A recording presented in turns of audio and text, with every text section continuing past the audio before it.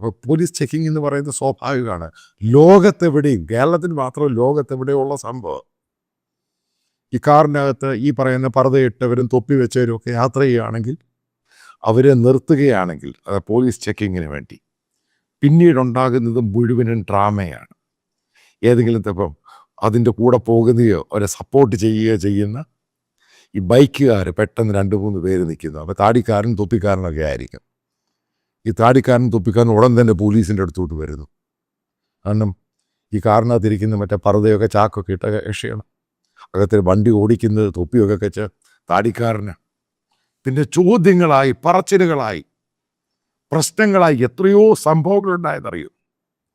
പിന്നെ പോലീസ് മനഃപൂർവ്വം ഇവരോടുള്ള ചെക്കിങ് അങ്ങ് മാറ്റി.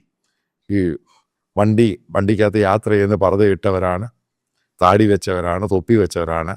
ഇനി ബൈക്ക് ഓടിക്കുന്നത്, 2 വീലർ ഓടിക്കുന്നത് തൊപ്പി വെച്ചവരാണ്, പർദ്ദയിട്ടവരാണ്. പോലീസ് ഒന്നും ചെയ്യാൻ പറ്റില്ല, അവരെ അങ്ങ് വിടുകയാണ്. അല്ലെങ്കിൽ അവരുടെ പുറകെ ഇവർക്ക് എസ്കോർട്ടായിട്ടോ എന്തൊക്കെയോ ആൾക്കാർ വരുന്നുണ്ട്, താടിക്കാരും ഒക്കെ വന്നിട്ട് ഇവ പോലീസിനെ അങ്ങ് ക്വസ്റ്റ്യൻ ചെയ്യുക.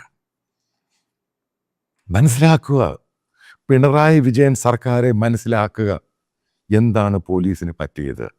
താങ്കൾ കത്തിയുടെ കോപ്പ് അത് ഇതൊക്കെ ചുമ്മാ പൊട്ടത്തരം പറയാതെടോ. റിയാലിറ്റി മനസ്സിലാക്കുക. എത്രയോ ഓഫീസേഴ്സ് ഞാനിതുമായിട്ട് ബന്ധപ്പെട്ട് അവരോട് സംസാരിച്ച് കഴിഞ്ഞപ്പോൾ അവർ പറഞ്ഞത്, ഞങ്ങൾക്ക് യൂണിഫോം ഇട്ട് ജോലി ചെയ്യാൻ പറ്റുന്നില്ല.